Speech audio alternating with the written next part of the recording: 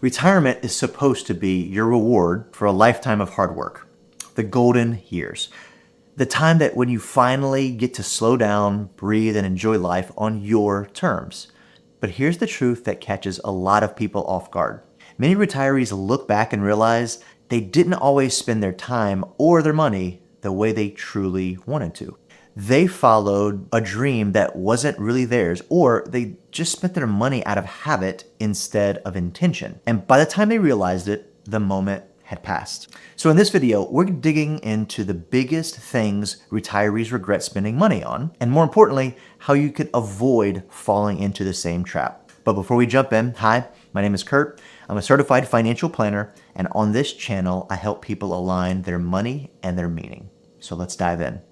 Regret number one is that dream home that actually became a financial anchor. So it's a very common storyline that I see. You hit retirement and you think, well, now is the time for this beachfront condo or some mountain view escape, because we've always talked about this. And it really sounds idyllic, and it is in some cases. But for many retirees, the dream home actually turns into a money pit. So maybe it's higher than expected property taxes, maintenance that never ends, or simply the realization that they don't use a lot of the space that they paid for. Or even worse, they actually feel isolated because of where it's at.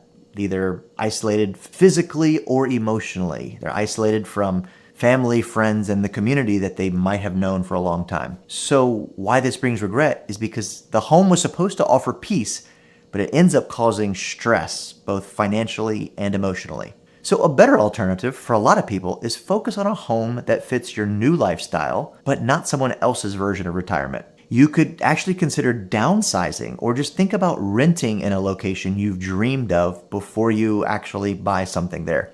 Try it on, see how it feels to live there, and prioritize proximity to people and activities that really bring you joy.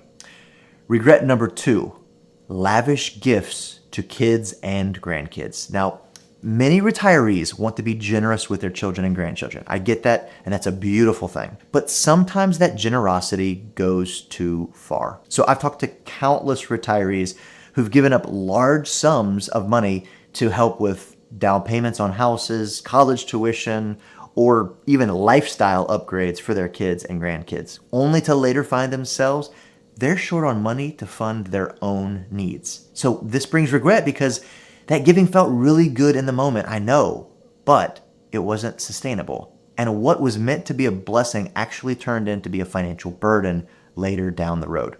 So here's the hard truth. Your first financial responsibility in retirement is you. That's not selfish, that's just smart. Running out of money helps no one. So instead of writing a big check, consider helping your loved ones in ways that don't put your future at risk. You can share your knowledge, you can offer extra time, mentorship, childcare. Create a plan to leave a legacy after your core needs are met. Regret number three, this won't surprise anybody, but timeshares and expensive travel packages in general.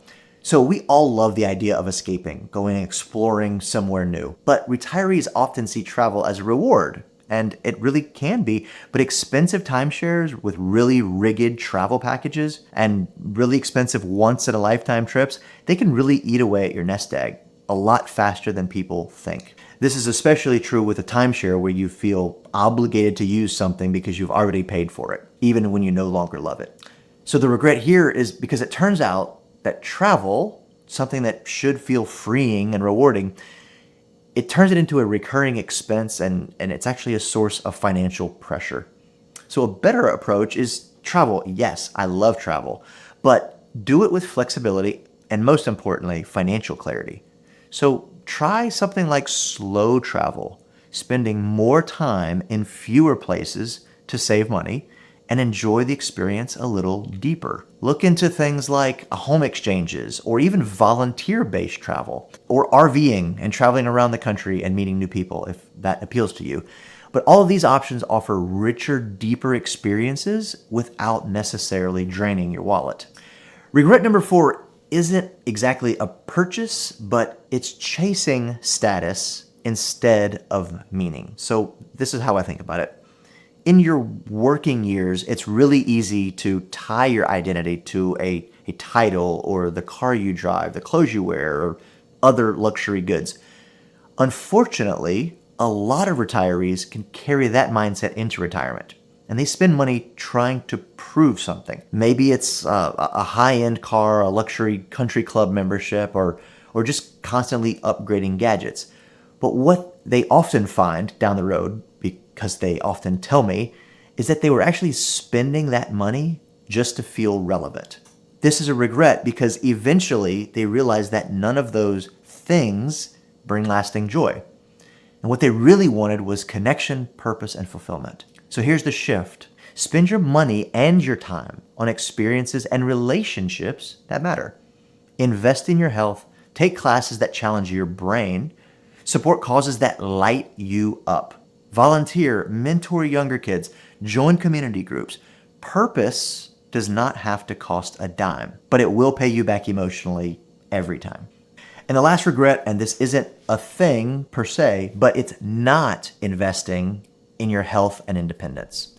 So this one might be one of the most surprising, but many retirees assume that Medicare will cover all of their health needs. They skip dental work, they delay mobility upgrades in their house, or even avoid fitness programs because they don't want to spend their money on that right then.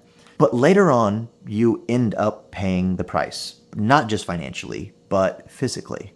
And this is a regret because nothing limits your freedom faster than poor health. And often, the cost of not investing early is far greater than the upfront expense. So the better investment? Put your money into preventative care. Think about long-term wellness like nutrition, your exercise, mental health. I'm not an expert in any of those things, but I know investing in those things is important. So maybe it's a personal trainer, physical therapy, yoga, or just getting safer flooring and handrails in your home. But these little things protect your independence. And that's something that you really can't put a price on. So instead of avoiding these regrets in retirement, let's talk about things you should spend money on. And if I had to sum these things up, it would be to spend your money on what gives you joy, freedom, and connection. So not on what looked good on paper or sounds impressive at a cocktail party. And here's where the research gets really interesting.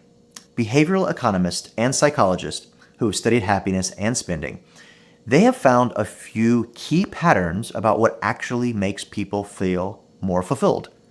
It turns out how you spend your money can have a much bigger impact on your happiness and well-being than how much you have to spend. So let's break this down. First suggestion is buy your time back. Time is your most valuable and most limited resource that you have in retirement. So instead of spending hours on things that drain you, like house maintenance, running errands, consider using that money to create more time for doing what you love. Hire help, use delivery services, pay for convenience when it matters. But this isn't about being lazy, it's just about being intentional. You didn't retire to spend your days cleaning gutters, probably. But do not do this if you're just going to spend that time doom scrolling on social media. Second, prioritize experiences over things. The science is very clear on this one. Experiences bring more lasting happiness than material possessions. That new gadget might be fun for a few weeks, but the memories from a road trip with your friends, or a cooking class with your partner, or a big visit to see your grandkids, those stay with you a lot longer. And those experiences build stories, connection, and they build joy that lingers far longer than that moment. My third and final tip is to invest in others, whether it's volunteering your time, donating to causes you care about, or simply being generous with your skills and support, financial and otherwise. Giving back creates a deep sense of purpose. And in fact, studies show that spending money on others can actually boost your own happiness way more than spending money on yourself. So yes, retirement is a financial transition, but more importantly, it's an emotional one. So the smartest retirees aren't just preserving wealth, they're curating a life that feels rich, one that reflects their values, their relationships, and their purpose. And that's exactly what we want for you. That's exactly why we talk about money and meaning. So remember, retirement is not a finish line, it's a new chapter, one where you get to decide what matters most, and every dollar you spend is a chance to align that money with your meaning. If this resonates with you, or if you're starting to rethink how you want to spend time and money in retirement, you are certainly not alone. And it's never been too late to pivot, to realign, and to build a life that feels rich in all of the ways that count. If you want to learn more about aligning your money and your meaning, hit the subscribe button, leave me a comment about how you're looking to add meaning to your retirement, and thanks for watching. We'll see you next time.